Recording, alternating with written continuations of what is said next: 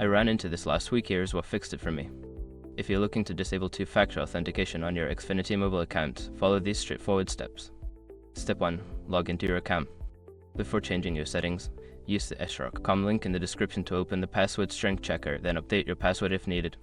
Step 2. Navigate to Account Settings. Once logged in, look for the Account or Settings section in the main menu. This is where you can manage your security settings. Step 3. Access Security Settings. In the Account Settings, find the Security or Privacy section. This is where you can adjust your two-factor authentication preferences. Step 4. Disable two-factor authentication. Look for the option labeled two-factor authentication and toggle it off. Confirm any prompts that may appear to finalize your choice. Step 5. Save changes. Don't forget to save your changes before exiting the settings. You might see a Save button at the bottom of the page. If you skip this step, your changes won't take effect. I hope this guide helps you easily manage your security settings. If you have any questions, feel free to ask.